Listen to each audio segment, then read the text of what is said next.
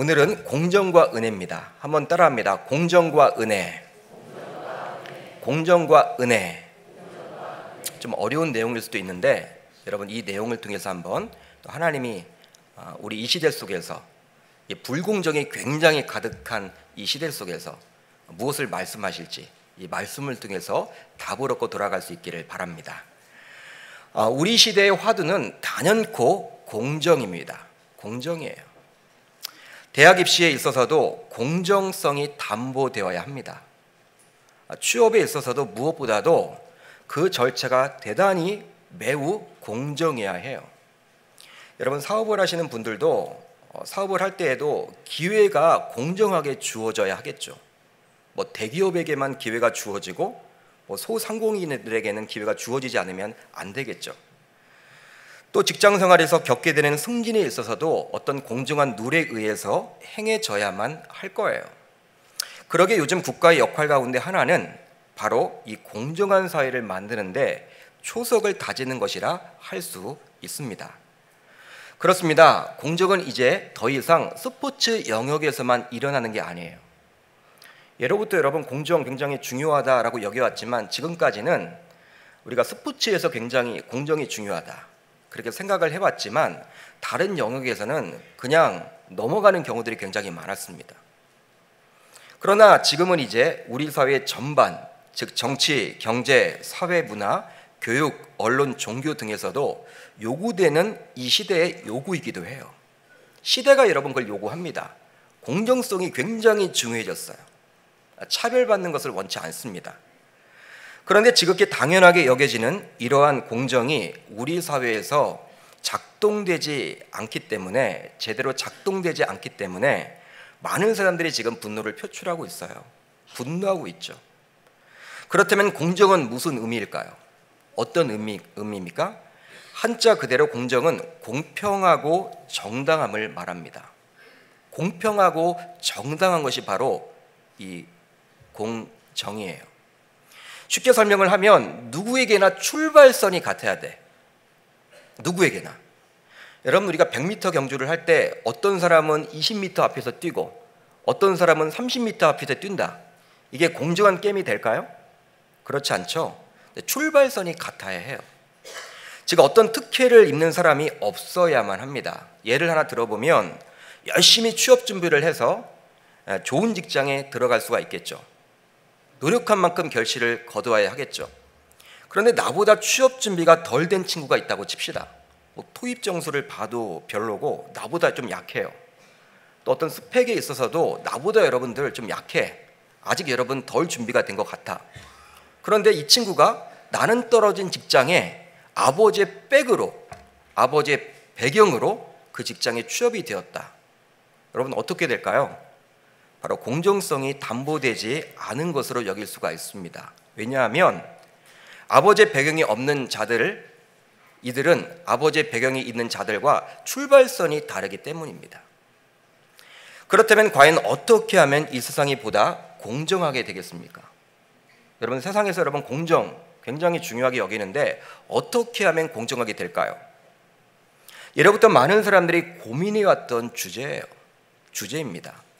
먹고 살기 힘든 분들은 이런 생각 잘 해보지도 않았겠지만 대부분이 그러겠지만 좀 의식이 있는 분들은요, 깨어 있는 분들은요, 야, 이 사회가 왜 이렇게 불합리한 거야? 불공정한 거야? 아마 그런 생각을 여러분 가지고 굉장히 고민을 많이 할 거예요. 그래서인지 지난주 M본부의 백분토론이란 시사 프로그램에 보수와 진보의 유명한 두 논객이 나와서 공정과 개혁을 말하다. 이 시대에 공정과 개혁을 말하다라는 주제로 토론을 벌였습니다. 굉장히 많은 사람들이 관심을 가지고 지켜보기도 했고 이렇게 실시간 방송으로 보지 못한 분들은 유튜브에 그 영상이 계속 떠다니기 때문에 많이 보시기도 했을 거예요. 그런데 이 백분토론이란 프로그램이 벌써 20주년이 되었다고 합니다. 20주년 굉장하죠. 오락 프로그램이 아니라 시사 프로그램이 이렇게 20주년이 되었다는 거예요. 특별 방송이었어요. 특별 방송이었기 때문에 보수와 진보의 두 논객이 나와서 지금 현재 한국 사회의 핫 이슈가 무엇이냐, 그걸 여러분 무엇이라고 논의를 했냐면 바로 공정과 개혁을 말하다였어요. 여러분, 특별방송이기 때문에 할 내용들이 얼마나 많았겠습니까? 할 주제가 얼마나 많아요. 그런데 공정과 개혁을 말하다, 그걸 선택했다는 거예요. 그만큼 어떻게 하면 보다 공정한 사회가 될 것인가, 이런 질문에 많은 사람들이 관심을 가지고 있고 고민하고 있음을 알 수가 있어요. 그렇다면 정치 지도자를 바꾸면 과연 공정한 사회가 된다라고 여러분 생각하십니까? 그것도 아니면 법률적으로 어떤 사회적인 시스템을 바꾸면 사회가 보다 공정해질까요? 그것도 아니면 불공정한 사람이나 단체, 직장 등의 지금보다 훨씬 처벌을 강화하게 되면 공정한 사회라고 확신할 수 있을까요? 물론 우리 인간은 최선을 다해서 보다 공정한 사회가 되도록 하기 위해서 지혜를 모으고 노력해야만 합니다. 노력해야 돼요. 그렇게 해나가야죠. 결코 공정한 사회를 포기해서는 안 됩니다. 정의 사회를 여러분 구현해야 돼요. 공정히 살아 있어야 합니다. 지금은 그러지 못할지언정 우리 다음 세대에는 공정을 물려주려고 몸부림을 쳐야 할 거예요. 즉 공정한 사회를 위해서 적합한 사람이 세워지도록 노력해야만 하고, 법안도 마련하여 사회 시스템도 어느 정도 정비해야만 하고, 또 불공정이 싹트지 못하도록 처벌도 강화해야 할 것입니다.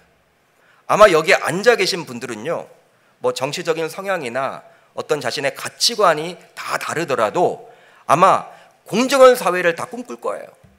그걸 원할 거예요, 여러분. 그러나 이런 인간의 노력만으로는 결코 공정한 사회가 될 것이라고 100% 장담할 수는 없어요. 왜냐하면 그 공정한 사회를 꿈꾸기에 필요한 시스템을 계획하고 실행하는 인간 자체가 지극히 이기적이기 때문입니다. 즉 인간은 누구나 자기중심적으로 생각을 하고 마음 먹기 때문에 자신과 자신의 편에 유리한 룰을 자꾸 만들려고 그래요. 그러니까 힘을 가지게 되면요, 이제 공정사회를 이야기하지만, 그래서 어떤 여러분 시스템을 만든다고 하지만 알고 보면 자신에게 유리한 쪽으로 만들어 놔요. 그게 여러분 사람의 본성이에요. 왜? 이기적이기 때문에. 그러다 보니 누군가는 굉장히 공정하다고 느낄 때 또 누군가는 굉장히 불공정하다고 느끼는 것입니다. 여러분 우리의 사회 몇 면을 보세요. 여러분 이 시스템이 그냥 만들어진 게 아니거든. 누군가는 여러분 공정하다고 해서 만들어 놓은 거예요. 근데 여러분 어떤 사람들은 그게 공정하다고 생각을 하겠지만 또 어떤 사람은 불공정하게 느껴져. 사람이 만든 것이기 때문에 그리합니다. 그렇다면 우리 기독교 신자들은 세상 사람들이 몹시 관심을 가지고 있는 이 공정에 대해서 어떻게 생각하고 판단하면 좋을까요? 신자이기에 그냥 무관심으로 있는 것이 상책일까요? 여러분들은 어떻게 생각을 하십니까? 실제로 우리가 매일매일 접하게 되는 학교, 직장, 사업장에서 매일 만나게 되는 그 사람들의 그 마음속에는요, 이 공정에 대해서 굉장히 궁금해하고 이 공정에 대해서 굉장히 관심이 있어서 심지어는 행동으로 옮기는 분들이 있어요. 행동으로 옮기는 분들이 있더라고요. 그런데 우리는 그냥 이 사회의 구성원이면서도 단순히 신자라는 이유만으로 무관심하게 있는 것이 과연 바른 제사라고 할 수 있습니까? 여러분들은 과연 어떻게 생각을 하십니까? 신자로서 우리들은 과연 어떻게 해야만 하는 것일까요? 우리 신자들은 그 답을 하나님의 말씀인 성경에서 찾아야만 하는 거예요. 따라서 오늘 말씀을 통해서 한번 그 답을 얻어보았으면 좋겠습니다. 여러분 오늘 말씀을 보게 되시면 우리가 잘 알고 있는 이야기가 나옵니다. 지금으로부터 약 2000년 전에 실제적으로 있었던 스토리예요. 예루살렘 성전 북서쪽에는 양의 문이 있었다 그래요. 양의 문. 양이 이렇게 들어갈 수 있는 문이 있었는데, 바로 양의 문은 바로 유대인들이 제사를 드리러 성전에 올라갈 때 제물인 짐승이 사용할 수 있는 문, 그것을 바로 양의 문이라고 불리웠습니다. 예루살렘 성전 북서쪽에 있었어요. 그런데 그 양의 문 근처에 베데스다라는 연못이 있었다고 합니다. 이 베데스다. 그런데 이 베데스다라는 연못은 어떤 뜻입니까? 바로 자비의 집이란 뜻이에요. 자비의 집. 그런데 이 연못에는 예로부터 내려오는 전설이 하나 있으니 바로 어떤 전설이냐면 천사가 가끔 가다가 못에 내려와서 물을 동한대요. 물을 움직인대요. 근데 여러분 그 가끔이 언제인지는 정확하게 모르겠어. 주기가 여러분 따로 없습니다. 뭐 5년 주기인지, 뭐 10년 간격인지, 아니면 5개월 간격인지 알 수는 없으나 아무튼 가끔 가다가 천사가 이제 물에 내려와서 그 물을 동할 때 그 물에 가장 먼저 들어가는 병자는 어떤 병에 걸려 있든지 간에 깨끗하게 낫게 된다라는 전설이에요. 이 전설이 대대로 내려왔기 때문에 정말 많은 병자들이 그 베데스다 목가에 머물면서 자신들에게도 기회가 주어지기를 고대했겠죠. 그러지 않겠습니까? 그런데 아마도 그곳에 머문 병자들은요, 불치, 난치, 희귀병 환우들일 거예요. 왜냐하면 일반적으로 의원을 찾아가서 쉽게 나을 수 있는 병이라면 그들은 그곳에서 막연한 기대감을 가지고 시간을 죽이고 있지는 않겠죠. 여러분 그러지 않겠습니까? 여러분 가끔이란 게 여러분 언제예요? 뭐 내일 올 수도 있는 것이 가끔이고 1년 후에 올 수 있는 것도 가끔이고 명확한 게 아니잖아요. 명확한 게 아니기 때문에 여러분 병원에 가서 의원을 만나서 쉽게 나을 병 같으면 거기 여러분 죽치고 앉아 있을 이유가 전혀 없는 거예요. 그렇지만 그곳에 머물렀던 병자들은 의원을 찾아간다고 해도 별 뾰족할 수가 없기 때문에 그들은 일종의 희망 고문에 빠져서 지낼 수밖에 없었던 것입니다. 희망 고문 들어보셨을 거예요. 희망 고문. 바로 언제 고침을 받을지도 모르게 지극히 답답해요. 떠나고 싶어요. 그렇지만 떠날 수도 없는 막연한 기대감을 가지고 그 자리에 머물러 있는 것, 그게 바로 희망 고문이에요. 희망 고문. 따라서 그곳에 있는 그들 모두 중증환우라고 보시면 됩니다. 나름대로 다 중증환우예요. 성경은 그들이 중증환우임을 보여주고자 다음과 같이 말씀을 해줍니다. 그 안에 많은 병자, 맹인, 다리 저는 사람, 혈기 많은 사람들이 누워 물의 움직임을 기다리니. 여러분 이 말씀을 보세요. 여러분 어떤 종류의 환우들입니까? 지금 2019년도를 살고 있는 지금의 관점으로 보더라도, 현대의학으로의 관점으로 보더라도 쉽게 나을 수 있는 병은 아니라는 것이죠. 2000년 전이니까 여러분 굉장히 중증환우예요. 그러기에 그곳에 머물고 있던 그들은 당시 누구보다도 사회적인 약자라고 볼 수 있습니다. 사회적인 약자겠죠. 따라서 그러한 사회적인 약자에게 당시 사회는 관심을 가지고 도움을 주어야만 했던 것이죠. 특별히 정치와 종교가 일치된 당시 사회 분위기 속에서 성전은 그 역할을 감당해야만 했습니다. 여러분 그렇기 때문에 성전에 올라가는 사람들이 많았을 거 아니에요? 여러분 그 사람들이 관심을 가지고 적극적으로 도와야만 했어요. 그러나 성전에 제사를 드리기 위해서 올라가는 수많은 사람들이 있었지만 그들은 결코 그러질 못했다라는 것이죠. 주님은 이것을 이야기하고자 오늘 사건이 일어난 시간적인 배경에 대해서 말해주고 있습니다. 바로 그 후에 유대인의 명절이 돼요. 요한복음 5장 1절 상반절을 보면요, 이런 구절이 나와 있거든요. 그러니까 이 사건이 지금 어느 때 벌어지고 있는 거예요? 유대인의 명절이 되는 시점에. 유대인의 명절이 다가왔기 때문에 성전에 올라가는 사람들이 더 많았을 거예요. 다른 날보다 훨씬 많았을 거예요. 왜? 유대인들은요, 유대인 남자들은요, 유대인의 명절에 반드시 예루살렘 성전에 올라가야 할 의무가 있었던 거예요. 여러분 올라가면서 그냥 올라가겠습니까? 뭐 제사를 드리러 올라갔기 때문에 제물을 들고 갔겠죠? 그렇기 때문에 양의 문 근처를 반드시 오고 갔을 거예요. 그러면서 그 사회적인 약자, 그 중증 환우들을 보았을 거예요. 그러나 그들은 지나쳤겠죠. 지나쳤을 거예요. 마치 요즘 우리 사회를 보는 것만과 같습니다. 여러분 우리 사회도 그렇죠. 우리 사회를 보면 어떻습니까?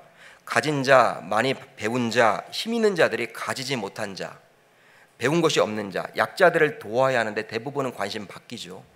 받기예요. 물론 적극적으로 자신의 것을 베풀며 돕는 자들이 있긴 있지만 굉장히 소수입니다. 아니 오히려 가졌다고 해서 또 힘이 있다고 해서 돕는 것이 아니라 자신도 여러분 가진 것이 없고 힘이 없어도 자신보다 연약한 사람을 돕는 것이 대부분의 그러한 사람들의 모습이에요. 그런데 오늘 본문을 보면 많은 사람들 가운데 유독 예수 그리스도만이 사회적인 약자에게 관심을 가지고 그곳에 들어가셔서 그 문제에 개입해 주셨다라는 사실이에요. 이 부분에 여러분 주목을 해야 되는 거예요.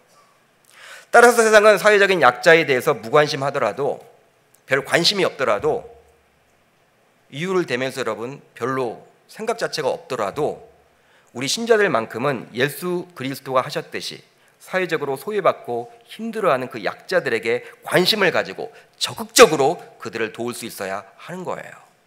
왜 그렇습니까? 여러분, 우리 신자예요. 누구를 믿는 신자입니까? 예수 그리스도. 그분의 말씀을 믿고 그분의 행적을 믿는 바로 신자들입니다.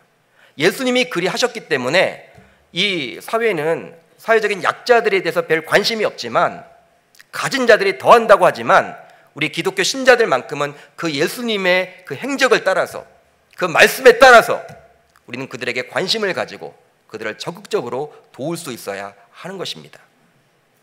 즉 세상 사람들과는 분명히 달라야만 하는 것이죠. 그렇다면 오늘 본문에 나오는 이 베데스다 목가, 그곳에 살던 중증화두를, 즉 사회적으로 약자였던 그들의 공동체에는 과연 어떤 모습이었을까요? 여러분, 어떤 모습이었을까요? 베데스다는 여러분, 제가 자비의 집이라고 말씀을 드렸습니다. 자비의 집이니 하나님의 자비가 넘치는 행복한 공동체로서 여러분 기억을 하십니까? 오늘 말씀을 봐야만 할까요? 어떻게 생각을 하십니까? 여러분, 그들끼리도 여러분 모여 있잖아요. 이 병자들끼리도 모여 있다고요. 그들의 공동체는 과연 행복했겠느냐? 우리들이 생각하기에 그들 모두 나름대로 사회적으로 소외를 받고 있고 또 약자이기 때문에 서로를 의지하고 도와주면서 행복하게 살면 좋겠다라고 생각은 해요. 서로 약자니까, 연약한 자들이 모여 있으니까 서로 도움을 주면서 그렇게 살면 좋겠다라고 여러분 생각을 합니다. 그러나 그들의 공동체도 이 세상의 공동체와 마찬가지로 적자 생존이요, 약육강신이 판을 치는 불공정한 공동체 그 자체였다라는 사실이에요. 여러분, 이게 어떤 의미냐? 제가 지금부터 설명을 해드릴게요. 그 중증환우들이 그곳에 머물렀던 이유는 여러분 딱 한 가지죠. 무엇 때문입니까? 물이 동할 때 빨리 그 못에 들어가서 자신의 병이 깨끗하게 낫기 위한 그 한 가지 목적 때문에 거기 있는 거예요. 다른 이유는 없습니다, 여러분. 뭐 주거 환경이 좋은 게 아니에요. 교통이 좋은 게 아니에요. 자녀들 여러분 양육하는데 굉장히 좋은 게 아니에요. 뭐 학원가가 아닙니다, 여러분. 딱 병 낫기 위한 목적 하나예요. 그런데 그 중증환우들 사이에서도 누군가의 도움 없이는 결코 홀로 걸을 수도 없는 자가 있고, 또 나름대로 가볍게 걸을 수 있는 자가 있고, 심지어는 뛰어다닐 수 있는 자들이 있다는 거예요. 우리가 이것을 놓쳐서는 안 돼요. 제가 여러분 중증환우라고 이야기를 했지만 다 안진병이만 생각하시면 안 됩니다. 2000년 전입니다. 그 당시 의학, 지금의 의학으로도 고치기 힘든 질병들이 많이 있죠. 그런 암이나 여러 가지 희귀병이나 불치병이나 난치병이나 걸어 다녀. 심지어 뛰어다닐 수 있어. 그렇지만 그 사람은 지금 병이 있어. 그런 사람들이 지금 다 모여 있는 거예요. 즉 같은 중증환우지만 병세에 따라서, 연세에 따라서 물이 동할 때 스스로의 힘으로 뛰어들 수 있는 자가 있는 반면에 그렇게 하지 못하는 자가 있었다라는 사실입니다. 그러기에 그 베데스다 목가에는 불공정한 룰이 자리 잡고 있는 거예요. 즉 출발선이 같다고 볼 수 없죠. 출발선이 같은 게 아니에요. 물이 동할 때 여러분 빨리 들어가야 되는데 누군가는 누구의 도움 없이는 1cm도 움직이지 못하는 사람도 있어. 어떤 사람은 자기 발로 그냥 걸어 들어가. 이게 여러분 공정한 사회입니까? 공정한 공동체라고 볼 수 없는 것이죠. 출발선이 같다고 볼 수 없어요. 여러분 누구나 물이 동할 때 그 연못에 가장 먼저 들어가고자 하는 마음이 있기에 상호간의 양보를 기대할 수도 없습니다. 누가 양보를 해주겠습니까? 또 일부 마음이 맞는 병자들끼리 순번을 정해서 앞으로는 순서대로 들어가자. 야, 우리가 경쟁하지 말고 순서대로 들어가자. 이 시스템을 바꿔놨다고 칩시다. 마음 맞는 사람들끼리. 그런데 뒤늦게 그곳에 멤버로 합류한 힘센 사람이 막 우기면서 목소리를 내면서 그런 물이 어디 있냐고 막 우기면서 자기가 먼저 들어가 버려. 물이 동할 때 뛰어 들어가서 힘이 세니까. 여러분 그렇게 되면요 그동안 해왔던 시스템도 무용지물이 되는 것이죠.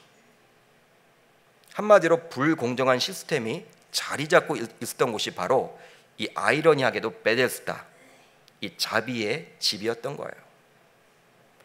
즉 중증환으로서 사회적인 약자들이 모여 살고 있었지만 그것은 대단히 불공정한 곳이었습니다. 공정한 곳이 아니었어요. 그러니 그들은 자기 절망에 빠져 지내며 이웃을 원망하며 지낼 수밖에 없었죠. 야, 저 사람이, 저 옆집 사람이 나에게 이제 양보해 준다고 했는데, 이번에는 나에게 도움을 준다고 했는데 내가 혼자 걸을 수가 없으니 나를 이번에는 안아서 이렇게 물에 넣는다고 했으니까 물에 동할 때 자기가 먼저 들어가네.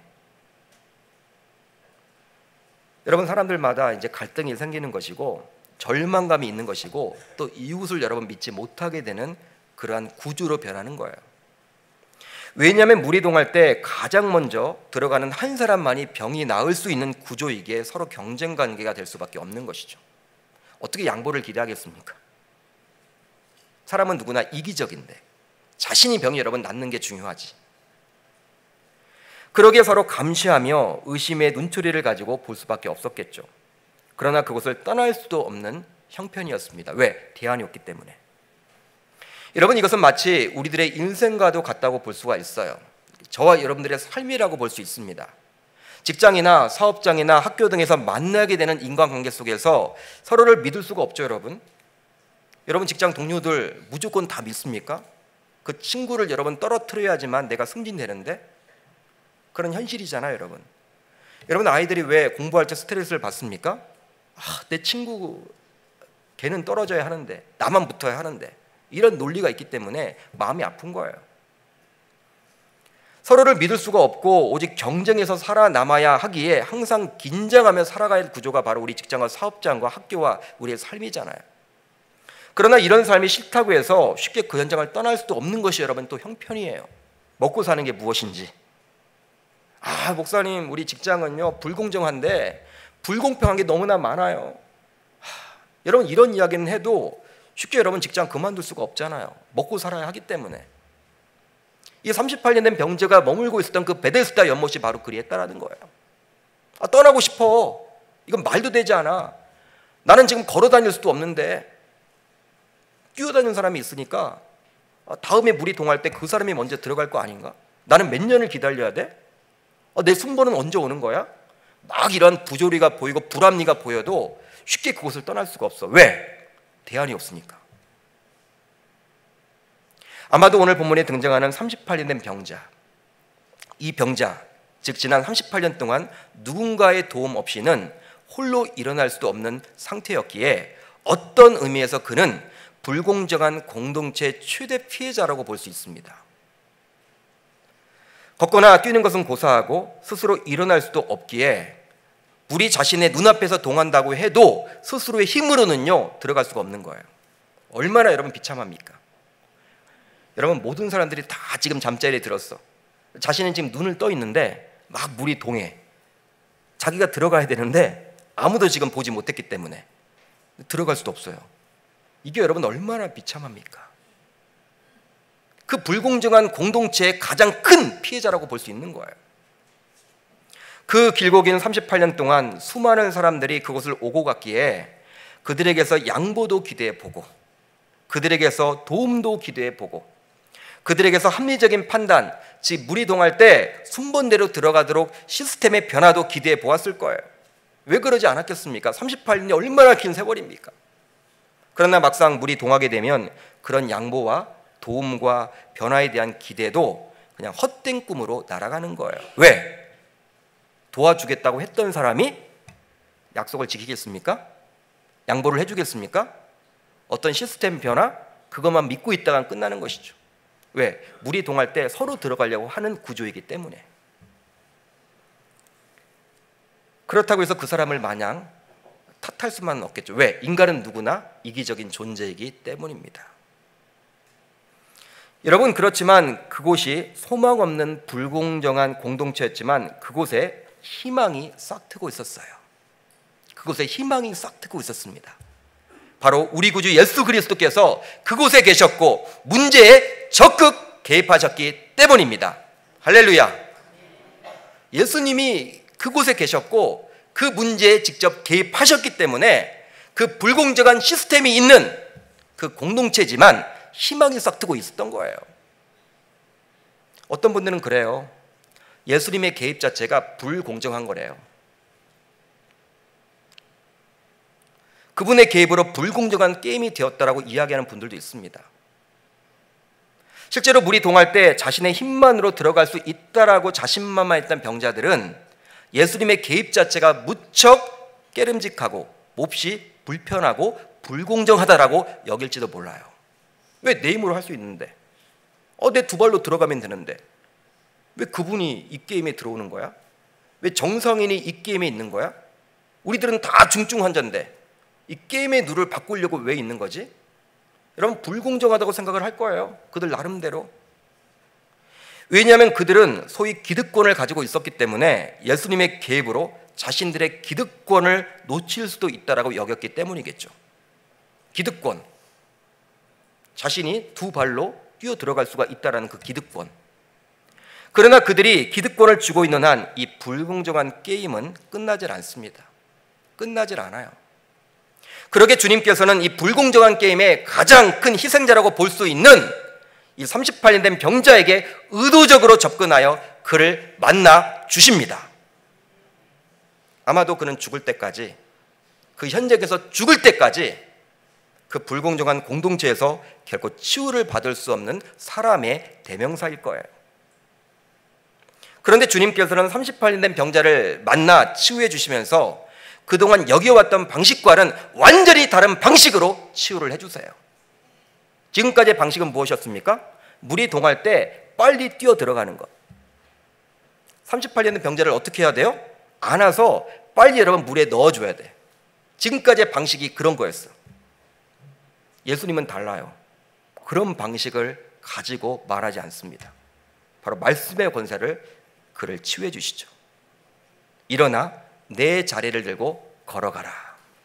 일어나 내 자리를 들고 걸어가라. 여러분, 이 말을 듣는 순간, 들려지는 순간 38년 된 병자 어떻게 되었습니까? 일어나게 되었어요. 성령이 역사를 하신 것이죠. 따라서 주님께서는 물이 동할 때 스스로의 힘으로 그 못에 들어갈 수 있다라는 자들의 방식에 전혀 개입하지 않았습니다. 그러기에 단순히 예수님이 개입하셨다고 해서 무조건 불공정하다라고 볼 수만은 없다라는 거예요. 예수님이 여러분 38년 된 병자를 물이 동할 때 그렇게 들어서 넣어줬다면 그건 불공정할 거예요. 그런 방식이 아니야. 바로 우리 주님께서 다른 방식을 사용하셨기 때문에 불공정하다고 보아서는 안 되는 것이죠. 그렇다면 예수님께서 베데스다 목가에 들어가심으로 무엇을 보여주신 것입니까?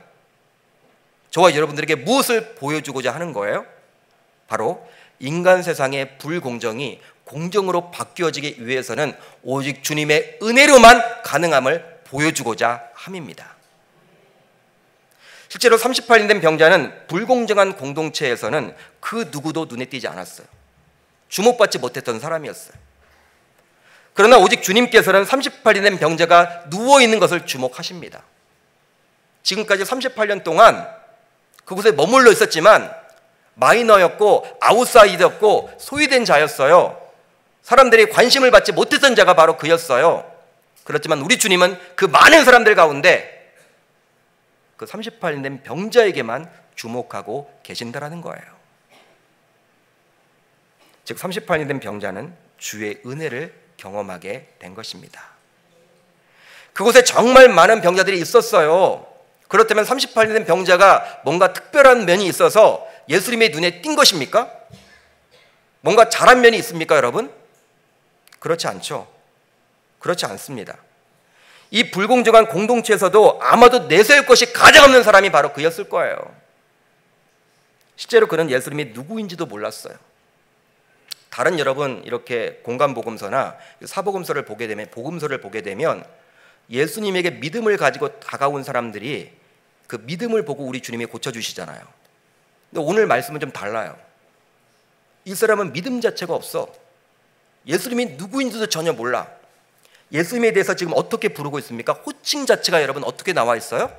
개역개정 우리가 읽고 있는 성경을 보게 되면 주여라고 나와 있는데 그 주여는 선생님이란 뜻이에요. 주님이 아니에요, 여러분. 예수님이 누구인지 몰라. 잘 모르지만 은혜를 입은 거예요. 그런데 그런 그에게 주님께서는 관심을 보여주시고 말을 걸어주시고 치유를 해주셨다는 사실입니다. 이것은 바로 주의 은혜로밖에 설명할 수 없는 것이죠. 여러분, 오늘은 제502주기 종교개혁 기념주일입니다. 종교개혁 가운데 기념주일인데 5대 강령 가운데 오직 은혜라는 내용이 있어요. 오직 은혜.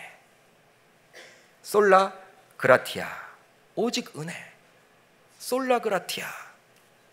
은혜라는 거예요, 여러분. 은혜. 그만큼 우리 기독교에서 중요한 교리 가운데 하나가 바로 은혜입니다. 은혜. 은혜라는 거예요. 은혜. 여러분, 38년 된 병자가 뭔가 훌륭한 면이 있기 때문에 우리 주님이 그에게만 다가가신 것이 아니에요. 그건 여러분 전적인 하나님의 은혜라는 거예요. 실제로 주님께서 38년 된 병자를 치유한 이 은혜의 사역은 두 가지 의미를 담고 있습니다. 주님께서 은혜를 베풀어 주셨는데 그 의미를 보시면 두 가지 의미가 있어요. 우선 생명을 건 은혜입니다. 오늘 말씀 9절로 10절을 한번 우리가 자막을 통해서 같이 읽어봅니다. 시작.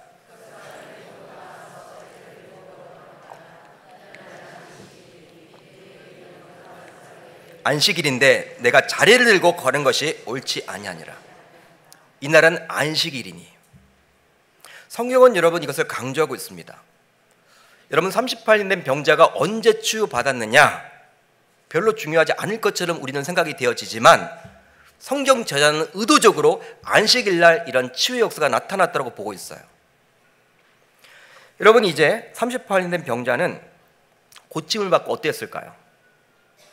여러분들이 38년 동안 앉아있지도 못했던, 스스로의 힘으로는 앉아있지도 못했는데 고침을 받았다. 어떤 마음이겠습니까? 굉장히 기쁘겠죠. 기쁘지 않겠습니까? 여러분들은 굉장히 기쁘지 않나 봐요. 내 문제가 해결됐는데, 최대의 소원이 해결됐는데 38년 동안 기적이 나타난 거잖아. 얼마나 기뻤겠습니까?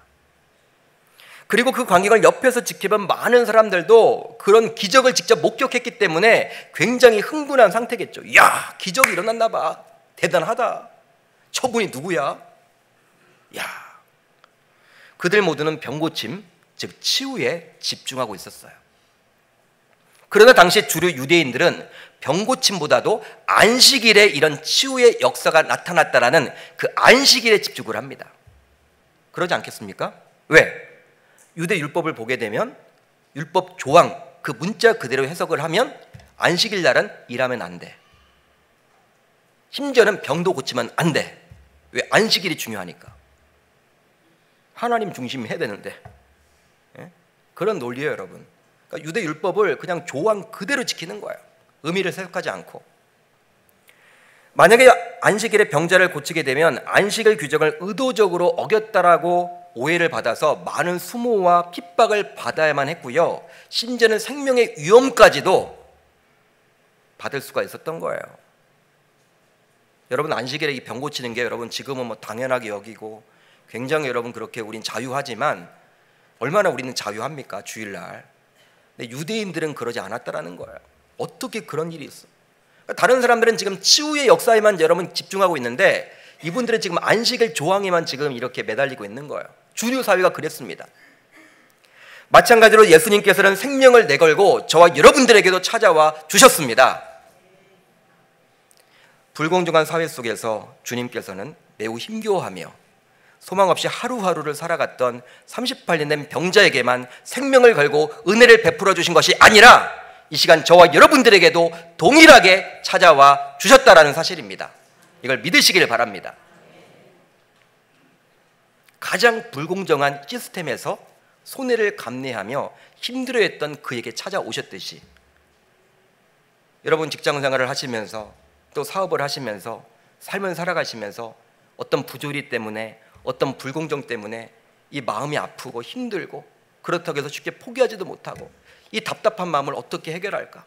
손해보는 것이 너무나 많고 왜 사회가 이렇게 원망스럽고 왜 이런 거야? 우리 가정은 왜 우리 직장은 이런 거야?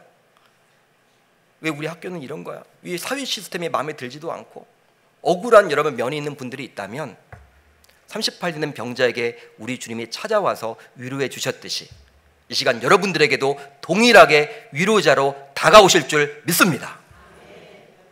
여러분 한번 곰곰이 생각해 보세요. 공정한 사회는 누군가가 자신을 희생하며 내려놓지 않으면 진정으로 올 수가 없습니다. 그렇죠? 누군가는 희생을 해야 되고 손해를 봐야 돼요. 그런데 어느 누구 한 사람의 힘만으로 해결되는 건 아니에요. 지도자 한 사람을 잘 뽑는다고 될 문제도 아니고 시스템을 바꾼다고 처벌을 강화한다고 해서 여러분 절대로 오지 않습니다. 왜 그렇습니까? 바로 사람은 손해보기 싫어하고 희생을 거부하는 지극히 이기적인 본성을 가지고 있기 때문에 그리 하는 것이죠. 여러분 손해보고 싶다 그런 사람이 있습니까?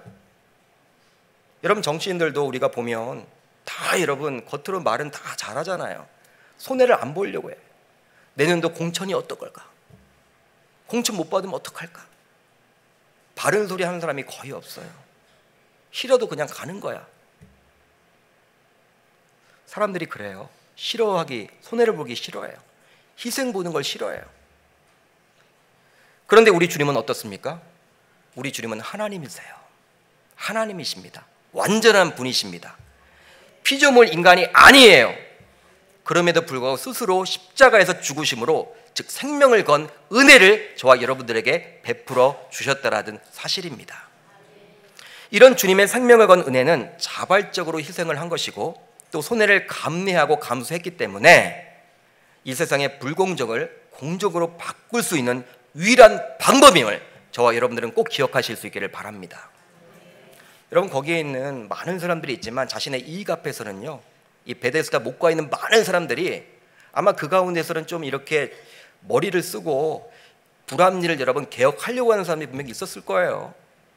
그렇지만 자신의 이익 앞에서는 그게 안 되는 거야. 포기를 못 하는 거야. 희생이 안 되는 거야. 그렇지만 우리 주님은요 완전하신 분이에요. 피조물 정도가 아니에요. 창조주로서 공평하신 분이에요. 그분이 개입하심으로 인간 사회의 그 불공평, 그 불공정함이 공정함으로 바뀌어진다. 이것을 저와 여러분들에게 보여주고자 하는 것이죠. 즉 주님의 개입이 아니고서는 이 세상의 불공정은 공정으로 절대로 바뀌어지지 못한다라는 거예요. 그러게 우리들은 불공정을 넘어 공정사회가 되기를 소망한다면 주님께서 친히 이 사회의 정책 위반자들과 지도자들에게 다가가 주셔서 생명을 건 은혜가 그들에게도 잘 전달되어서 그들이 선한 양심을 가지고 자신들이 손해를 보더라도 희생을 감내하면서도 정말 이 나라 이민족에게 필요한 이 공정사회가 무엇인지를 깨닫도록 만들도록 저와 여러분들은 기도해야 하는 것입니다. 다음으로 끝까지 책임지려는 은혜예요. 끝까지 책임지려는 은혜예요. 우리 주님은. 여러분 오늘 말씀 14절을 우리가 한번 같이 읽어봅니다. 14절 시작.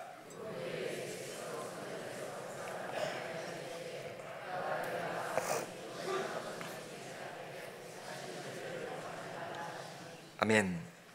아마도 이 38년 된 병자는요 자신의 지은 죄로 인해서 그 38년 동안 그렇게 힘들게 살았던 것 같아요. 이 죄의 문제예요. 죄의 문제. 만약에 그가 20살에 지은 죄로 인해서 이렇게 안진뱅이 생활을 하게 되었다면 지금 나이가 몇 살일까요? 58이겠죠. 38년이 흘렀으니까. 그만큼 죄는 무서운 것이죠. 그런데 주님께서는 이 사람을 고쳐주신 것으로 끝내지 않고 따로 성전에서 개인적으로 만나서 그에게 조언을 해주십니다. 바로 그에게 다시금 죄를 짓게 되므로 더 심한 것이 생기지 않도록 주의하라고 당부해요. 여러분 이것은 주님의 사랑의 마음이 담겨져 있는 거예요. 아마도 주님으로부터 이런 조언을 들은 그 사람은 항상 어떤 죄를 지으려고 할 때마다 주님의 이런 조언을 기억하며 이겨냈을 것입니다. 여러분 불공정한 사회를 바라보면서 우리가 공통적으로 느끼는 점이 하나 있는데 안타까운 면이 있죠. 책임지려는 사람이 있다 없다? 없다라는 것이죠. 여러분 이 불공정한 사회를 보세요. 책임지는 사람이 있습니까 없습니까? 없어요. 말은 많이 합니다. 자신의 책임임을 절대로 그러나 인정하지 않고 항상 무엇 때문에 누구 때문에 안 되고 있다 그런 말을 하고 있는 거예요.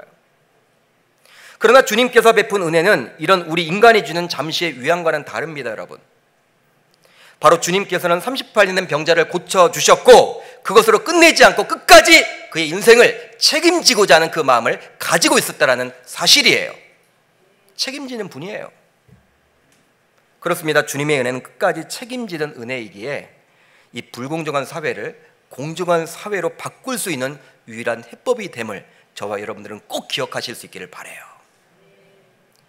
사랑하는 성도 여러분, 우리들은 공정한 사회를 소망하며 우리의 자녀들만큼은 불공정이 통하지 않은 공정한 사회를 물려주기를 기대합니다. 그러나 우리 인간은 기본적으로 자기중심적으로 생각을 하고 계획하고 실행에 옮기기 때문에 이 세상 모든 사람들을 만족시킬 공정사회는 쉽지 않아요. 사람이 하다 보니까. 그러나 우리 구주 예수 그리스도께서 친히 개입해 주신다면 모든 사람들을 만족시킬 공정사회가 이루어진다라는 그 사실을 저와 여러분들은 꼭 기억하실 수 있기를 바랍니다. 바로 주님께서 38년 된 병자를 만나 은혜를 베풀어 주신 그 방법대로 말이죠. 여러분, 오늘 본문을 깊이 묵상해 보시면 그런 내용이에요. 따라서 우리들도 지금보다 공정한 사회가 되기를 소망한다면 주님께서 우선 나 자신에게도 38년 된 병자에게 베풀어 주셨던 그 은혜를 동일하게 베풀어 달라고 기도해야 할 줄 믿습니다. 그렇게 되므로 나로부터 시작되는 주님의 은혜가 점점 많은 사람들에게 퍼져 나아가므로 지금보다 훨씬 좋은 공정한 사회를 만나게 될 줄 주님의 이름으로 축복합니다. 여러분, 주님의 개입 없이는, 주님의 일하심 없이는 이 땅에서 공정한 사회, 모든 사람들을 만족시킬 공정한 사회는 불가능하다라는 거예요. 우리 기독교 신자들로서 이제 세상에 나아가 어떻게 이야기를 해야 됩니까? 야, 우리들끼리 해봤자 안 돼. 그분이 개입해 주셔야 돼. 그분이 개입해 주셔야 돼. 온전히 공정한 그분이 개입하시면 우리나라도 정말 공정한 나라가 될 거야. 이렇게 말할 수 있어야 하는 거겠죠. 또 여러분, 우리가 어떻게 해야 됩니까? 정치 지도자들이 있어요. 야당과 여당이 있습니다. 근데 그들은 야당과 여당이 이기 전에 하나님을 믿는 신자들도 있을 거예요. 야당이면서도 하나님의 믿는 신자들이 있고 여당이면서도 하나님을 믿는 신자들이 있어요. 그들이 누구를 두려워해야 합니까? 여호와 하나님, 주 예수 그리스도만을 두려워해야 하는 것입니다. 여러분, 예수님을 믿으니까 그 방법대로 하자. 여러분, 일치가 되겠죠? 이렇게 가지만 예수님께 여러분 향하게 되겠죠? 그렇게 될 수 있도록 당리당략을 따르기보다는, 자신들의 이익을 따르기보다는 하나님의 영광, 하나님의 그 마음, 그 하나님의 뜻이 무엇인지를 항상 고민하는 이 정치인이 될 수 있도록 저와 여러분들은 기도해 나가셔야 하는 것입니다. 그게 바로 우리가 마음을 모으는 거예요. 그렇게 될 때 이 사회는 지금보다 나은 사회가 되리라 저는 확신을 가져요. 사람은 누구나 이기적입니다. 여러분, 거기에 일일비지 마시고 그 하나님의 뜻이 무엇인지를 항상 이 말씀을 통해서 답을 얻고 돌아갈 수 있기를 주의 이름으로 축복합니다.